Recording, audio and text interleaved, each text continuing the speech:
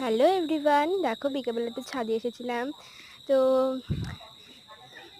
এসে দেখো ভালো করে আনন্দ করছিলাম। আর দুটো কমেন্ট করেছে যারা, তাদের একজন লাভ দিয়েছে, একজন ইয়ে দিয়েছে।